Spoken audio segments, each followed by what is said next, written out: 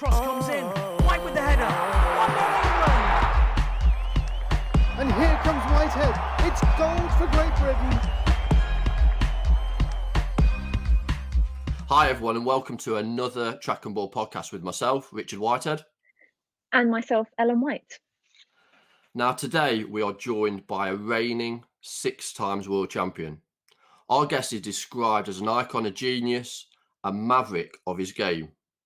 Also a rebel that's unpredictable, outspoken, and also controversy follows him around. But today we want to hear from the real Ronnie O'Sullivan. Richard, how you doing? How's it going, mate? You all right? Yeah. Hey, Ronnie. How you doing? You okay? How relaxed he looks. What? He's just chilling out. He's chilling out. He's chilling. How's things, mate? You all right? You good? Yeah, everything's good. Yeah. Literally just got out of the shower, mate. Just had a shower. Mate, you look great as well. You look about 30 years old. Are you serious? Do you know what it Mate, is? I've just got back into me running. That's why. Since the lockdown happened, I sort of got back into me running. I've lost a bit. Mate, you're looking slim, mate. I feel all right. Thoroughbred. Thoroughbred. Looking all. Oh no, yeah. So yeah, no, I feel all right at the moment. I'm enjoying my fitness and my training and my slow running. I call it I'm like a bit of a plodder, but I enjoy That's time for yourself, though, isn't it? It's time to process everything and. Yeah, well, I used to. When I say used to be all right, I mean I used to run for a club and used to do quite a lot of cross country races. Going back, I got all my PBs in 2009, so I was a 10k cross country runner. So I got like 34.50 for 10k on the road, which I was happy with that, considering I was only doing like 35 miles a week, which is not a lot really. Yeah, but I'm nowhere near that now. I've like 11 years on and 10 years without running. My body's changed and I've become a bit of a lump. So just trying to get back into it, really. Like that thoroughbred you said, Richard. I need to become that thoroughbred again. That's right. That's the new Ronnie O'Sullivan, right? Yeah, exactly.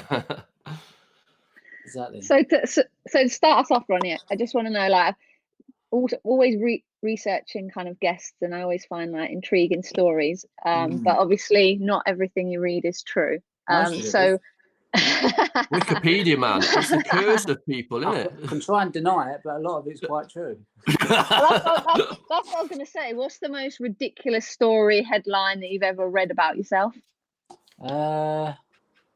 To be honest with you, they don't really write much about me these days. It was quite a long time ago. When I was younger, then obviously I was kind of portrayed as this bad boy of the Green Bays and all that sort of thing. And my mistake really was I never kind of like batted it back and said, well, that's not quite true. You know, I just kind of let it go and just tried to focus on my snooker. And I think in hindsight, I probably should have tried to put the record straight, but I haven't. But it was so many years ago about certain stuff that, you know, I've kind of like forgot a lot of it, to be honest with you, really. And I think the last sort of, since I stopped drinking and sort of smoking a bit of cannabis, which I used to do up until about 2000, I think I've kind of just stayed under the radar and, you know, just focused on my sport and on my snooker. And they haven't really had much to write about because I've stayed out of the nightclubs and I've stayed out of the car crashes. Stayed out of all that Stringfellows and all that jazz, right? Yeah, like when you don't drink and you don't do all that sort of stuff, you become quite boring. But actually,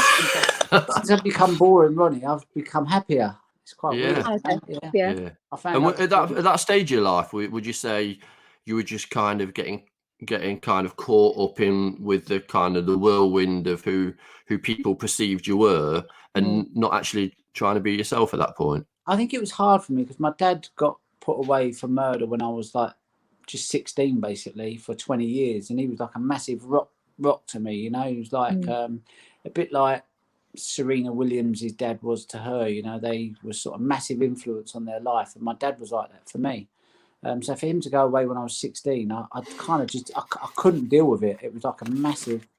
In some ways, a death would have been easier because you could go, okay, he's gone. I can, like, you know, but knowing he was still there and I was visiting him for 20 years, like I say, the first 5 or 6 years, I just lost the plot, really, you know. And then my mum got put in prison when I was like 17, 18, something around then. And I just kind of I just lost it, you know. I got caught up in the wrong crowd, if you like. And not the wrong crowd. I shouldn't blame anyone. I was a bit of the instigator of it as well. You know, I kind of like made that decision. You know, I want But to you, block something out of my life. but that part of your life, you were kind of learning as you were kind of you weren't exposed to that kind of environment, were you? This kind of stardom. So obviously it was new to you. So it was a bit of a shock to the system, right? Yeah, I think so. Yeah, I think obviously, you know, when you're young, you're kind of maybe a little bit naive, and you know, I was 17, had a bit of money, and a few of my friends, you know, like looking back. If I was looking back now at me as a 17, 18 year old, I'd go, Ron, stay away from them people. Keep your head down. They're not really got your best interest at heart, you Yeah. know. But at the time, you kind of get caught up in it, and you know, and yeah, you just kind of go along with it. So yeah, I suppose kind of doing well for yourself, and a combination of my dad going away probably was the worst thing that could have happened, really. Do you know what I mean? If he was out, it wouldn't have happened, you know. No. He wouldn't have suffered. So if we take you back now to like your earliest memories of snooker, how did you get involved in that game? And was it kind of just as soon as you picked up the cue, you were like instantly, bang, this is who I am, this is what I'm going to be? And did you have like role models at that time to aspire to be like? Well, I loved all sport. Like even at school, I'd play football, I'd play cricket, I'd play tennis, I'd play golf. You know, I just loved all sports. But I just think snooker kind of grabbed me in a way that none of the other games did. So, like if I was playing football on a Saturday, all I was thinking about, I just want to get to the snooker club to play snooker in the evening. So, Yeah. I think snooker was the one that snooker chose me in many ways. It's like I didn't have a choice in it. Yeah. And I think it's like anyone that plays sport when they're younger, you just, you know, I travelled a lot. I played a lot of junior competitions, a lot of amateur tournaments, and any moment that I had free was spent playing snooker. You know, I didn't, you know, I didn't want to do anything else. You know, obviously I had to go to school, and I kind of done the bare minimum there, really. But most of my time was spent in my back garden playing snooker against other players. You know. Who introduced you to snooker? Like, can you remember? Yeah, it started off at my cousin. My cousin had a little table at his house, so every time I went over there, I'd hit a few balls, and I think my dad noticed that and bought me a table for Christmas. Cool. I think he kind of like, it was like a double present, one for me and one for him to play. As the dad, you always want to be involved with the presents, mate. I tell you, I've got a little boy myself. You know, he was on more than me, you know. Like I'd have to go to bed, and all I could hear was balls being potted downstairs. And I think, shit, I want to be like, I don't want to be in bed. I want to be downstairs playing ball with my dad. But yeah, no, I loved it. You know, I loved it, and that was my first memories really of playing. Yeah. So role model really was like your parents and kind of was he somebody that then encouraged you to play more with snooker, and did he see a path, because obviously academically you weren't that gifted, so did he see that snooker was a pathway for you? Yeah, I think what one thing he liked about snooker is that he used to work a lot in London, so he used to drop me off at the snooker club, and I said, like, why was it snooker? You know, he said, well, one of the reasons why, he said, I could drop you off. He said, I knew you was off the streets. He said, I knew you were safe. He said, you was playing a sport that you loved. He said, I just thought it was like a creche in many ways. You know, he said, I knew you was okay. So that was his sort of thinking behind sort of encouraging me to get in snooker, and I think my dad's big influence was that, you know, as a kid I had a tendency to be a bit naughty, but he was kind of like, he was quite tough on me. Do you know what I mean? He'd make Bit of a rebel. Yeah, he'd make me toe the line a bit. You know, he'd get reports back from, like, he'd be out all day and he'd come back and they'd go, Coy, you've got to have a word with your boy. You know, he's effing his cue. You know, like this and that. So, you know, he would quickly sort of like tell me that wasn't the way to behave, you know. Mm-hmm. So, yeah. So, obviously, we're living in a global pandemic, as everyone knows. Like, how is that like affecting you? Obviously, being a single dad, like, have you been able to see the family as much as you kind of wanted to, like Zoom calls, FaceTime, that type of thing? Yeah, no, listen, I mean, I think you, as a sports person, you learn to adapt. You know, you learn to reinvent yourself. You learn to just make the best of any situation and just give it your best that you can. So I think, you know, this is no different. You have to learn to adapt, you know, and yeah, I've seen the children and they're fine, and probably I obviously haven't seen as much as them as I'd like to, but you know they're good, you know, and they call me when they need me and text me whatever. Yeah. So, yeah, as long as they're okay, you know, and everyone's Are they- healthy, which is Are they budding snooker players? No, my little boy was when he was a kid. When he was younger, he wanted to be obviously playing snooker like I was, but then he kind of got into football, which I was happy Okay. about. You know, I thought I always wanted him to be in an outdoor sport in the future. I didn't want him to play snooker. You don't support a good team, though, do you? Oh, Arsenal. I'm a Spurs fan. He's a Tottenham Oh, fan. you're Spurs. Okay. Ellen's West Ham. Yeah, Oh, wow, that's even worse. Yeah. I have to admit, I'm not a real big football fan either, though. But I do like watching some of the big games, you know, that are played. Match of the Day is great, but I'm not really. I couldn't tell you. We go to a game when it's back, mate. We go to a game. We'll all go to a game. Yeah. I couldn't tell you who's top of the league at the moment. Put it that way. No. No, I wouldn't have a clue. It's definitely not Arsenal, mate. Let me just let you know that's definitely not Arsenal. Arsenal. I thought they were doing all right. They're doing all right, to be fair. I heard West Ham go right the other day. They was 3-0 down and come back to 3-0. Yeah, guess who against? Against Spurs. He mentioned that. He's Mate, I'm still hurt. I'm still hurting. Like it's Wednesday now, and that happened on Sunday. I'm still hurting. I'm still, mate. I didn't text him. I didn't text him after the game. I thought he would be fuming. Really? Oh, you should have FaceTimed him. I should have. You're right. Yeah. Have you got a table at home? Is it something that you know? And is that a good thing for you mentally? Yeah, I made that mistake once, and you just kind of never get out of the house. And you know, and when I used to put my cue down for the day, you know, there'd be like part of me itching to sort of like try something out on the table. So I'd go in there for like maybe 5-10 minutes. That 5-10 minutes turned into like 3 hours, and I thought this ain't healthy. You know, you need to kind of leave it. You know, and you know, I think most sports people are obsessive, and I just thought I need to leave that. You know, put some distance between me and the obsession. You know, sometimes. So, yeah. So I go out to play now. And do you move? Would you say sports people are obsessive? Like I think Ellen would say that she's technically quite obsessive. I'm like training kind of perfection. Would you say your obsession is very much your technical side of your game, or would you say it's more?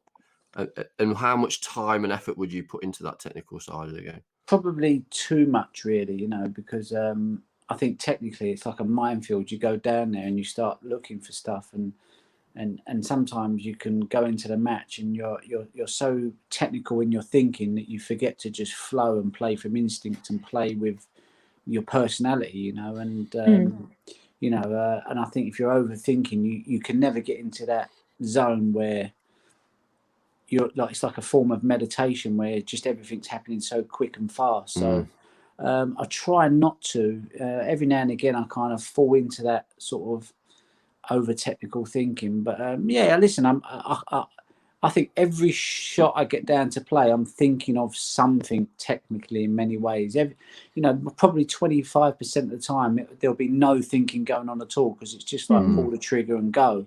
But you know, most of the time there's always something I'm thinking of or I'm taking into a game. You know, technically, which is it's a technical sport. You know, it's a bit like golf. You know, if you're mishitting that ball, it's not like a reactive sport where the ball's coming to you. You're directing where that ball goes. So, you know, if you miss it, it is your fault really. So you have to kind of be able to put that. Nobody else's, mate.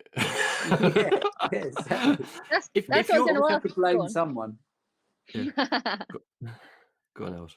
I was going to say, do you then really overthink those missed shots? Like, does that then affect your next shot? Do you know what I mean? Yeah, but I've worked a lot with, you probably know him, Dr. Steve Peters. So from 2011 up until this day, I'm pretty good at sort of boxing it, leaving it, not over-analysing it, and just trying to move on with the next shot. And I have found that I've been much more consistent and much more relentless and much more of a serial winner because I've adopted that attitude. You know, so I think to become. Have you invested a lot of time in that as well? The kind of the mental side of the game, and is that something that you struggled with in the past, or? Yeah, I think my temperament was. I never used to understand what temperament was because I used to think just having a bad temper. I used to think it's a bad temper. I think if you're showing a bad temper, and you're like smashing your cue, that's a bad temperament, like McEnroe. But actually, I think a bad temperament is when you're not able to, you know, sometimes I'm sitting there, and if I'm not kind of deleting the bad shot and moving on to the next shot and truly have put that, you know, to bed, I call that bad temperament. For me, a good temperament is when you make a mistake, you quickly dust yourself down and you get onto the next one. And with snooker, you don't, you know, it's the culture of snooker is you don't smash your cue, you don't do this like in other sports do. So you kind of like, for me, a good temperament is when you're kind of, you know, you're able to delete that shot, move on to the next one, and kind of turn maybe a slow start into a, you know, into a fast finish. You know, and you can only do that if you're kind of, you know, you're not dwelling on the negatives, really. You know. Do you have like or think shots in advance? Sometimes the table dictates to you how you need to think. So if there's a couple of reds that I need to get off the cushion or something, then obviously I'm thinking like, what's the best ball to get on to get that out, you know? And every time I come to the table, I do, not all the time, but most of the time, you think I want to clear up in one visit. So you are kind of forced into trying to sometimes look for that one shot that can win you the frame. So as for thinking shots ahead all the time, probably not. I kind of like make it up as I go along, because it's like, you know, it's a bit like waves. It redirects you sometimes. You get stuck in traffic and you go, hold on a minute, I better go this way now. And, you know, all you know is that I'm going to clear up. You know, how you go about that sometimes is that can change, you know. That's a great analogy. And I'm sure, like, Ellen, when you're playing football, you're thinking like 2 or 3 passes ahead of yourself. And I definitely do when I'm obviously running my races. I'm looking ahead to try and map my success out. Are you very much, can you see a picture when you're playing? Can you kind of see, is a table your picture and your cues your kind of your whatever?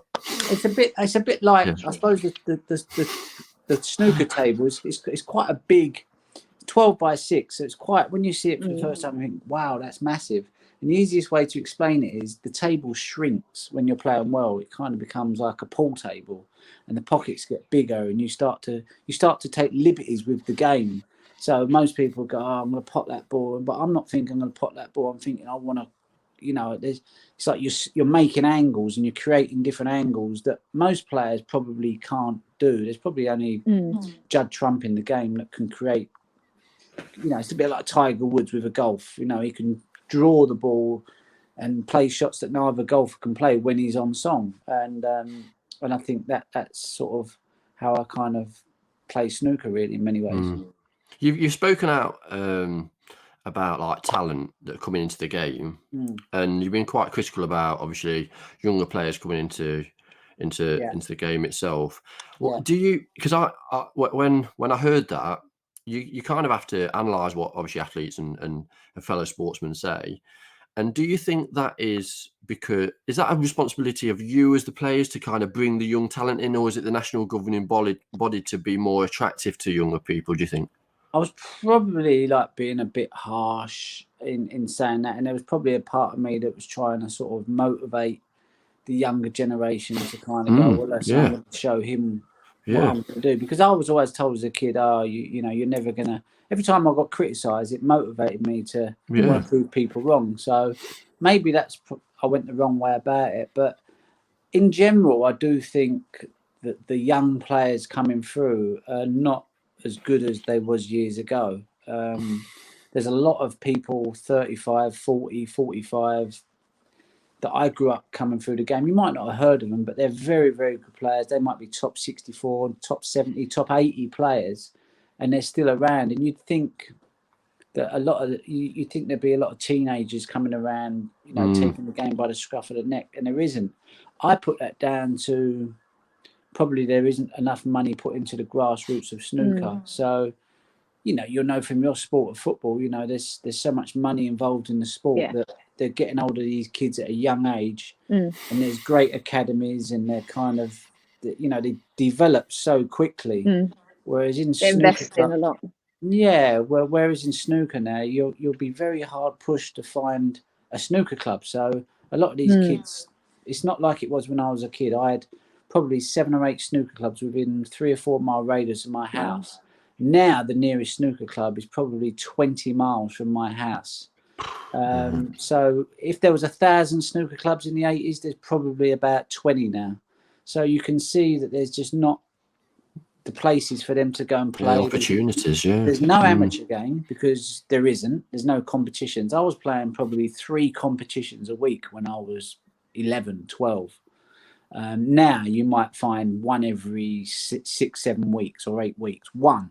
So I was playing 24 competitions to what in that spell where they will only get the chance to play one. So can you imagine how match sharp and how much I've learned? You can only learn. Practice will only take you so far. It's in competition and competing week in, week out that you really fine tune yourself. So that has to be the reason why the younger generation are not really developing like we did. And so that's not a criticism of them. It's just that there's just opportunities. There isn't people for them to learn from, you know.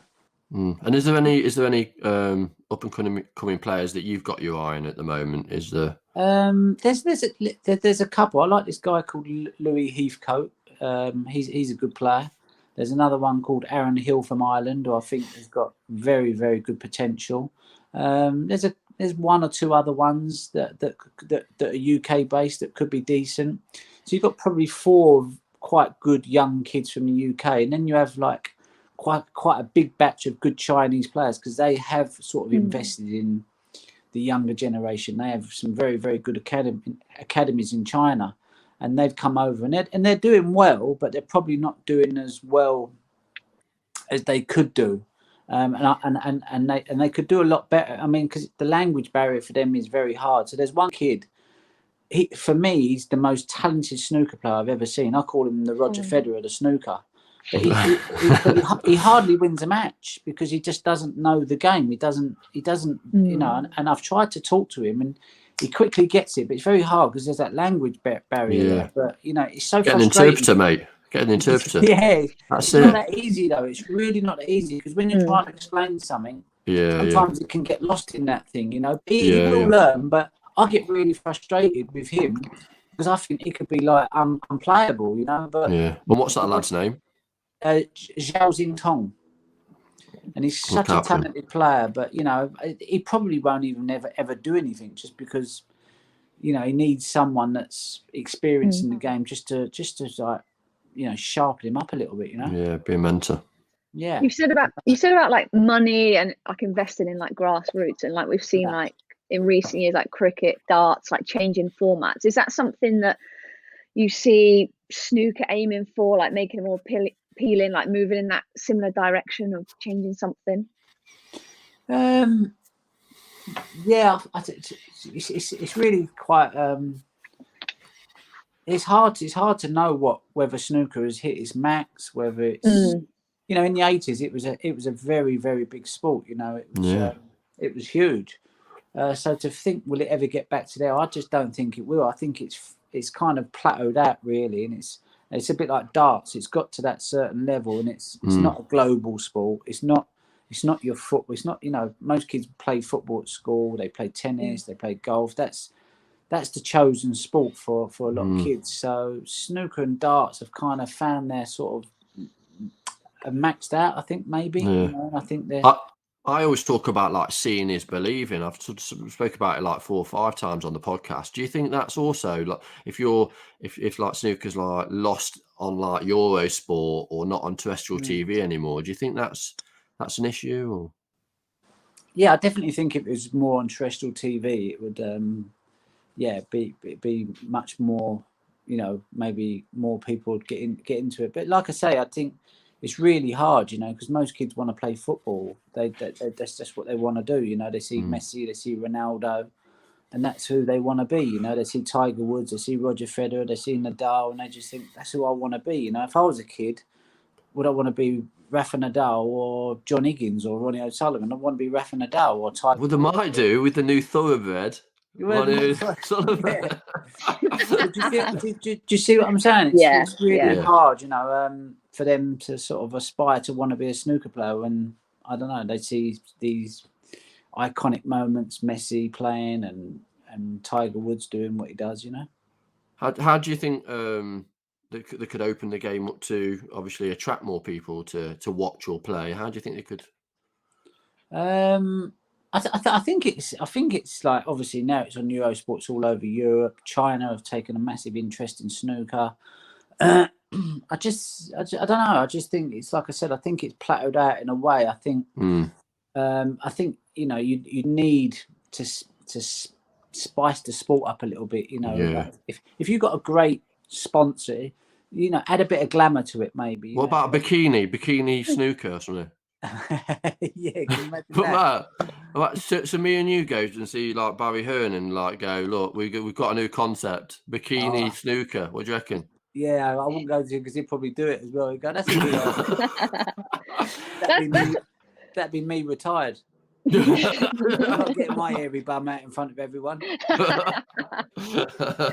was actually going to say, like, obviously you're quite eccentric when you're playing. You're quite vibrant. Like, would you want, you know, snooker to be more colourful? Obviously, you're always in the suits, but would you want something that's like a bit of freedom for everybody's personality, a bit of individuality within dress code, or something like completely different? Yeah, I think really every sport needs characters. You know, you look at athletics, look at Usain Bolt, a huge character, massive personality. Nadal and Federer and people like that, they bring their own sort of stuff with it. And I think with snooker, a lot of them, you know, there isn't a lot of personality there, you know. And I think it's tough, isn't it? It's very tough, yeah. And I've like, you know, it'd be great for them to just come out and just, you know, just give it a little bit, you know. I don't mean to be flash or arrogant, but just play with a bit of personality. Play the game, express yourself, look like you're enjoying it, you know. Don't look like it's a pint of blood, or you're standing there and you're like, you know, you're like world on your shoulders. Go out there and let it rip. Give it a go, you know, smash it. Because I'm doing that inside, and inside I'm getting excited. I love the game. I'm like a little kid. The minute I stop getting excited by the game, and you have to tone that down, because if I was to show that excitement, people would go, "Oh, look, you can't play like that." But inside, I'm excited, but you just have to tone it down a bit. But I'm still playing with personality. I'm still playing the game, and I'm on my toes, and I'm bouncing, and I'm thinking, and I'm, you know. Whereas I look at some of these other players, and they're like dead. You know, I think where's your you know, you need a good kick up the bum, liven yourself up. You know. Is that from like the heritage just of snooker then, just of the years gone by? I think Steve Davis ruined the game in the 80s when he came along, because he was everybody else to play had a laugh and a joke and a bit of personality, and Davis come along and he just sort of like he was just like a robot, and as a person he's got personality, but on the table it was just like, you know, emotionless, sips his water, didn't talk, didn't show any emotion, and that became the new snooker player, if you like, you know. So we all become like Steve Davis clones. But actually, I think snooker in the 80s was buzzing, because you had Terry Griffiths with his little hairstyle, and Willie Thorne with his little moustache, and, you know, big Bill Werbenick, you know, and you had so many characters. I just think people could relate to them characters. Now, like I said, there is none of it. You know, I mean, all of the snooker players are nice people when you speak to them off the table, but on the table, you think, mate, you know, like, give me something. You know, I was gonna say like feed off like energy. Do you know what I mean? Like, give them something. No, they just go down, they pop balls, they play well, shake hands, see you later, good luck. You know, and it's like, you know, there's I'm sure there's some passion in there somewhere, but they just don't know. They just don't play with enough of it, I think. I mean, you watch Tiger Woods play golf, and you know he's got something about him. You know, he's got attitude. He's a bit gangster on the golf course. And, you know, I'm not saying everyone's got to be like Tiger, because you are what you are, but then you've got other characters, you know, that got their little, like Bubba Watson, you know, he's a character. So you kind of like, you know, you need them in sport, I think, and snooker just doesn't have enough of them, I think, you know. Well, you're definitely one of them. Obviously, pink nail varnish for breast cancer awareness, and like that, you know, that's great to see. Someone like supporting like high profile and wanting to show it. Just want to show your personality as well, and be really supportive of amazing cause as well.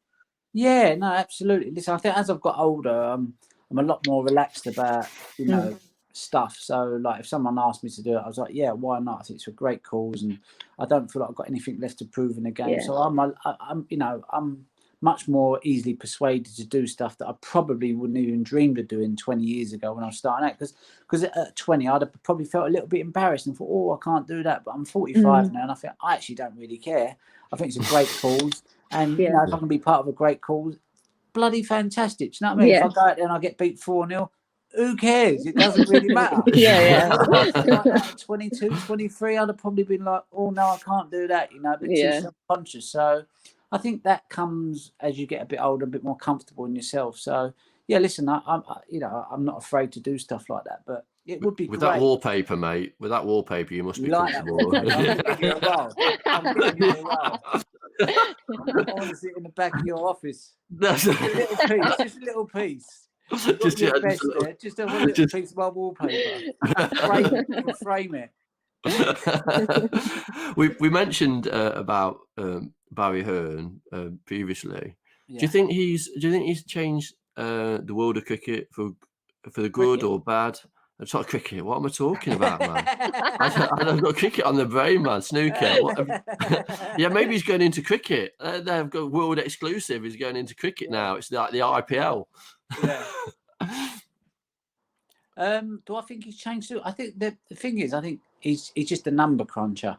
At the end of the day, he's an accountant, and he's took snooker over, and he's kind of gone right. There's loads of tournaments, but at the end of the day, it's just about does it make a profit at the end of the day? And I personally think there could be a lot more invested in better venues, better structures, but there isn't a fantastic money in the sport. So I understand it's not an easy thing to do, but I just think sometimes it's that's the problem when you have someone that owns the sport and runs the sport and is making a profit out of it. A lot of the stuff as a sports person that you really love about the sport you don't get that so much now. You go to the venues, they're not as good as we used to play in. So for me, it's like, you get good snooker venues and bad snooker venues, and a leisure centre isn't as anywhere near as good to play in as it is for a theatre. But a theatre costs more money, and it's just so.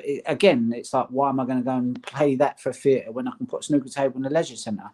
So they're the kind of things that I kind of struggle with a bit, because you go to the Crucible and it's an amazing place to play at, but then you go to like Crawley Leisure Centre and you just think like, what are we, where are we, or we're at Milton Keynes football ground, and you're like, wow, this isn't where you really want to be playing snooker, so I think that's probably the only problem with snooker, is that obviously the person running it is also running it from a business perspective. So I don't blame him, because obviously he's running a business.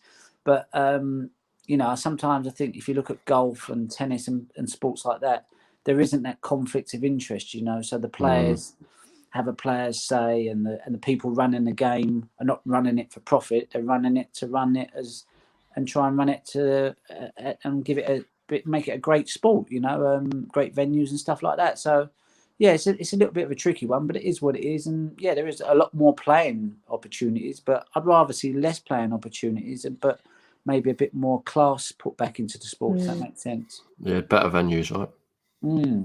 Yeah. So you've got personality, and like, how would you describe yourself within the snooker world? Obviously, I've heard the two Ronnies used. Like, what's your take on that all? Because obviously, you want to be eccentric, you want to have personality, but what's your take on it? On how I kind of see how you're perceived. It's very hard. I mean, sometimes the way I feel like I get perceived, I think, are they talking about me? You know what I mean? Because I just think I'm not going out there to do anything. I think what they, I don't know. I just kind of think, I don't know. It's very hard to observe yourself or kind of look outside and go, oh yeah, because you're just doing what you do, and I don't really read a lot about what they say about me, because obviously when you're playing, you can't watch yourself at the same time. So I don't actually watch a lot of my games or all that sort of stuff. But I just think sometimes they're looking for someone in that sport that they can kind of build up and kind of, you know, it's easy to sort of peg something onto someone. And I think they've done it with Alex Higgins, they've done it with Jimmy White, they've done it kind of with Steve Davis, in that, like, you know, Steve Interesting Davis. So they're always trying to find characters within the sport. And I think snooker is a little bit thin on the ground of that. And I think that they've had a good run with me in many ways since I was 17. So what, 27 years of Ronnie's the bad boy of snooker. He's a bit controversial, but actually I'm not really that controversial, but they're not interested in uncontroversial people. So they make you out to be this kind of person that I'm actually not. So when people meet me and they go, you know what, you're not actually what I thought you would be. And I go, and I get that so many times because they think I'm going to be some like monster. You go, oh, I'm like Liam Gallagher. Like Liam Gallagher, some like lunatic, you know. And I've met Liam, and he's a nice guy, but I'm not this crazy person that they've kind of portrayed me to be. But I think it doesn't suit them for me to be boring Ronnie. Do you know what I mean? It's like they ain't going to get his headlines in the paper. Let's turn him into be some like psychopath who's like got these real bad mental issues. He's this dark character. I'm like, I'm not actually that person at all, really. I'm just like Ellen, like you say. I get stuck down in the technical side of it, and sometimes it nags away at me, and I call it snooker depression because I get depressed by not being able to play the sport fantastic every day. But I've learned to accept now that snooker is a really hard sport, and sometimes it feels easy. Do you see what I'm saying? But it's so I think they like to turn you into this character that you're not always necessarily are, if that makes sense. Is that something you've suffered from, then, anxiety and depression? Would you say? I've had loads of it. Oh mate, I've had so much. I've had so much anxiety and stress, and I call it snooker depression. You know, it's kind of like and sometimes when the anxiety, the depression comes first, and then the anxiety follows probably like 3 or 4 weeks later. And I'm very aware now to try and nip it in the bud before it gets to anxiety, because I always think anxiety is worse than depression. Depression is a bit, you know, you feel a bit gloom and doom, but anxiety, it kind of grips you, and you kind of like, you get like stage fright. I don't know if you've had it before, where you've gone out there and you're like, I can't go out, I can't perform. And, you know, you can feel, you know, and sometimes, you know, I can not even be playing snooker and feel like that. It's just a build up, just gets so much that you just, and then you like, you crack up. So yeah, I've had my experiences with stuff like that, and I'm just a lot better now at not letting it get to that place. You know, I'll go out and have a run. I go and cook food. I make time for my friends, and I have, you know, I have a much more balance in my life. But like I said, I can do that now. I'm 45. 25 years ago, I couldn't have done it because I still was young and I was hungry and I wanted to, you know, be as successful as I could be. And, you know, but now I'm like, I don't really care. You know, I'm just much more relaxed about it. So, yeah. Would you say that running's one of your passions, kind of away from snooker then, or do you have any other passions that to unwind, like cooking? Obviously, come on, this needs to be an insight. Come on, remember. No, remember, I know. definitely running was a huge, massive thing for me. So I started running like 2004, and that became a massive stress reliever for me for snooker. So like I play snooker, and you know, probably if I didn't play great, but then I'd go for a run, so it turned an average day into like a great day, if that makes sense. Yeah. And I've got into cooking, and I've got into quite a few things. But yeah, so you know, I think keep fit, as whether that's running, going to the gym, whatever it's doing, just moving the body, has been a great thing for me, because snooker, you're sort of stuck in a room, no light, no outside light, no fresh air. So I think it's always good to try and do the opposite of what you put yourself through most days, you know. Is it also true you wrote 3 crime books as well? Is that true? Yeah. There was a friend of mine is a writer, and he kind of liked the idea of like my story. Basically, he was sort of like, you know, he knew I spent a lot of time around Soho, and you know, he knew I knew a lot of characters, and we just kind of just got together and just said, well, let's write a book, semi sort of like autobiographical, basically.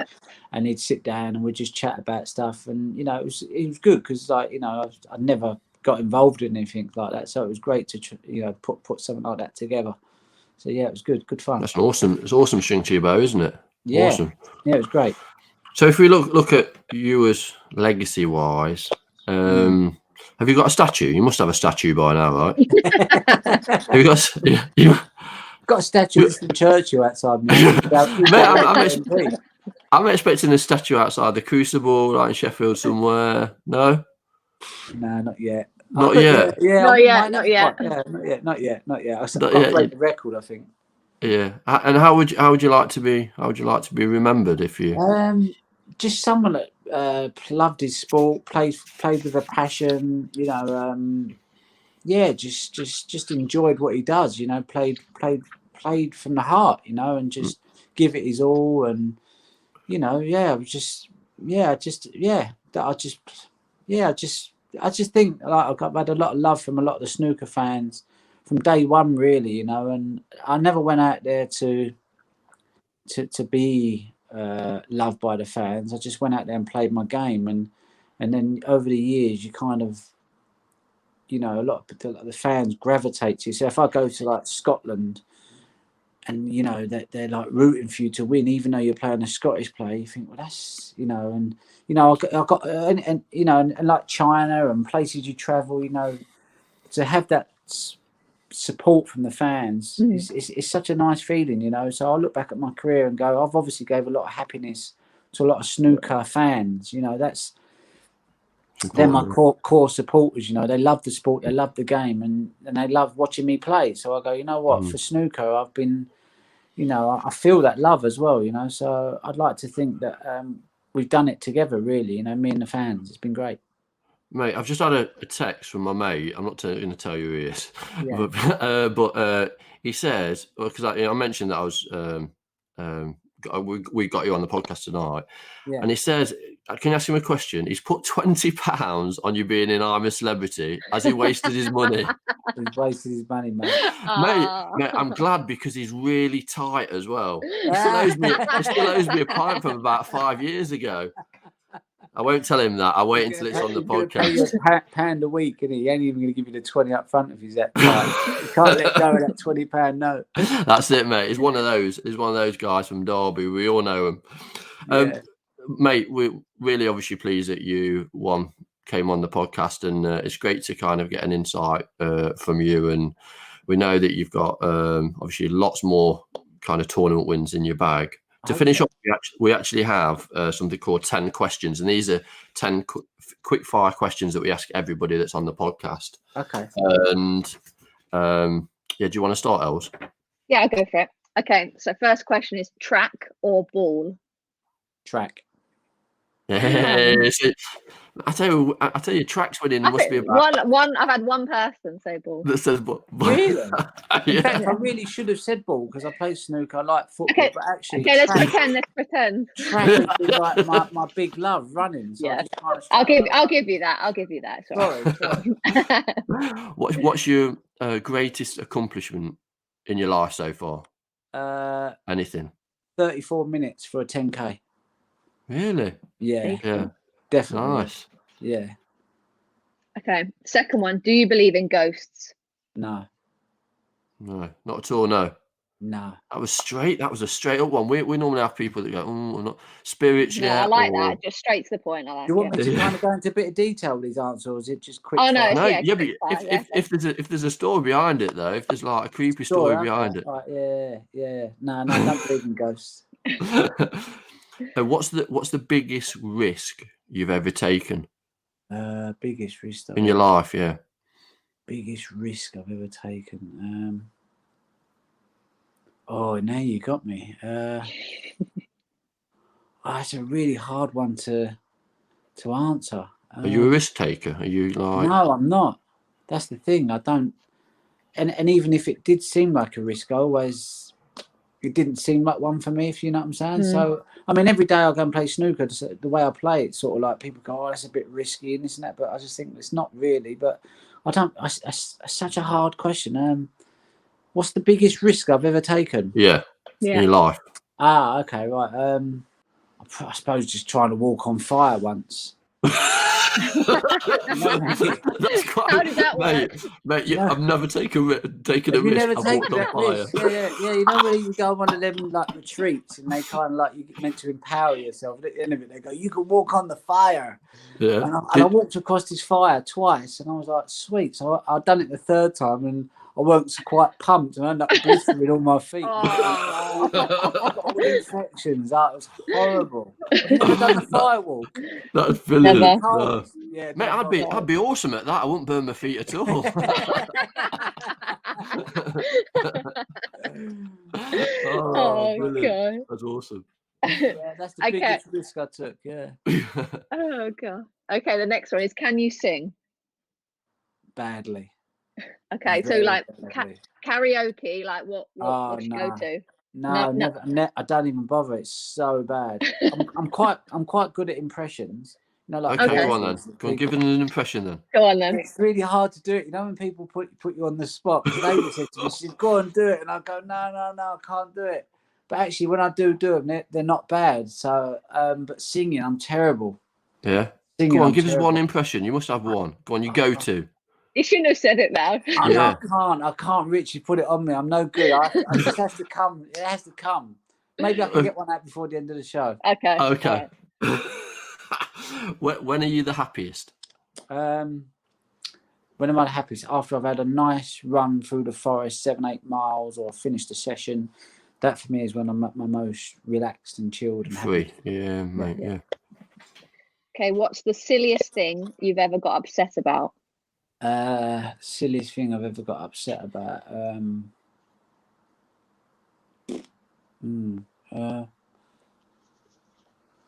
Oh dear. I can't think. Mine's if if I'm in a rush and I drop something, I'm like, and I've got to clear that up before I go out. Or my little lad, like we get everything, we're going for school, and then he's got everything ready, and he goes, "Dad, I want a wee." I'm like, that's what, mate. And he always does it. He's in the car, seatbelt on. Yeah. Dad, I need a wee. I'm like, come on, son. Yeah, You're killing me. I think sometimes with the kids I get a little bit impatient with them. You know, sometimes you're like, "Oh, come on." Where do you see yourself in the next 10 years? So 10 years time, where do you see yourself? 10 years time, probably. I don't know. Probably living in a hot country somewhere.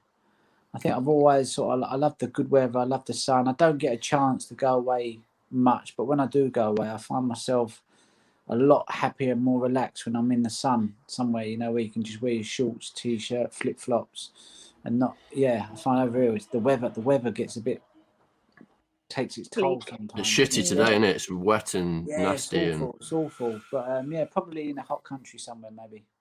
Yeah, that sounds good. Like, how would your closest friends describe you?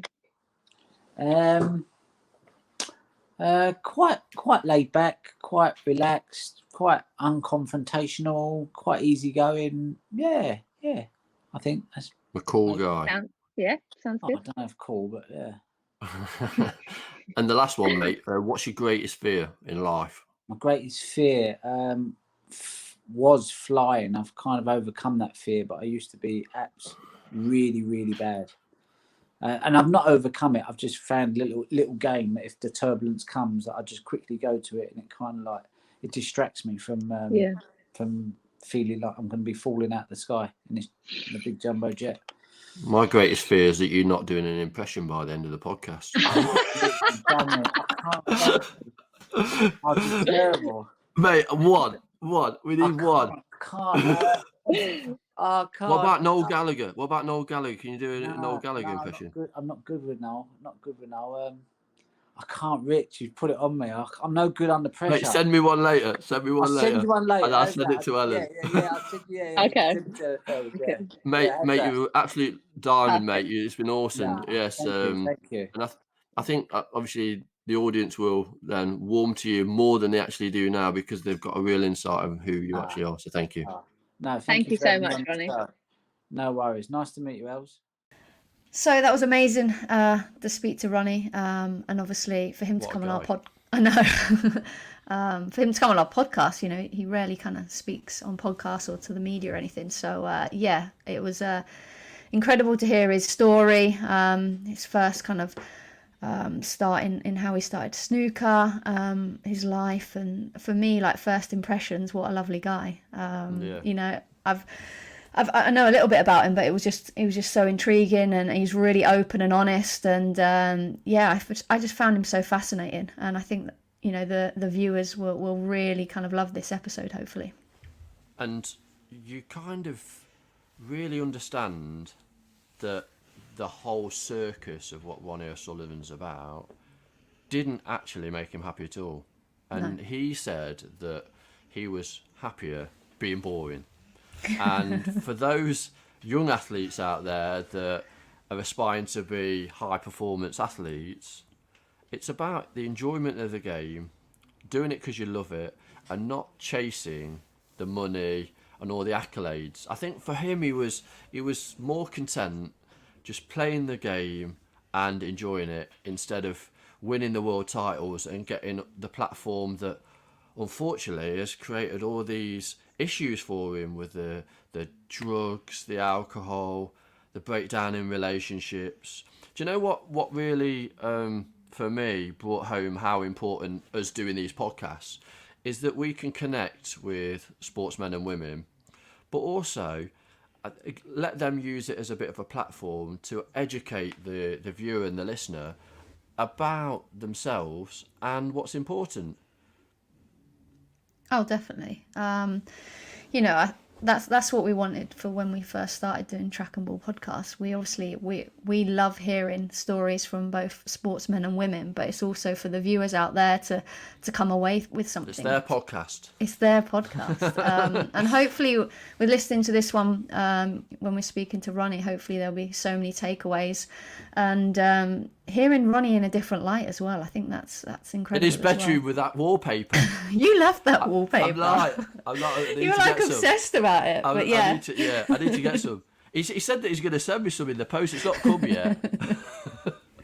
I think, and the last thing as well was just his love for his fans. I think that was so lovely to hear. Like, he loves his fans just as much as his fans love him, and I think that was a really lovely kind of ending for it as well, really. So I think that was really important.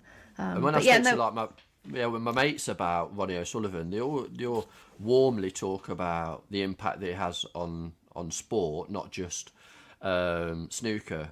And he's just been nominated for Sports Personality in the year 2000, which is awesome. And to have him on the podcast before that has been great. And it shows, even in a pandemic, you can still have a massive impact on the sports community. And without any fans, he still can connect. And even some of his messages, I know they have been controversial in over the period around who's the greatest sportsman, and I did hear him trumping on one of his last games, which is quite funny. But that's Ronnie. Ronnie is himself, and I think he's more at home with who he is in the game of snooker at the moment. And for those that are watching, obviously the podcast, that was him, and I've taken things away that hopefully I can implement in my career as it winds down. And I'm sure you had things that you've learned from obviously that 45 minutes to an hour that we had with him. 100%. And we thank everyone for kind of listening and joining us on this journey, really, of Track and Ball podcast. Follow us on all socials, subscribe to our YouTube channel, and we're looking forward to having a live as well next week, so make sure you follow us and come over and watch as well. So thank you so much for your support, and we'll see you for the next episode soon. Cross comes in, White with the header, 1-0 England! And here comes Whitehead, it's gold for Great Britain.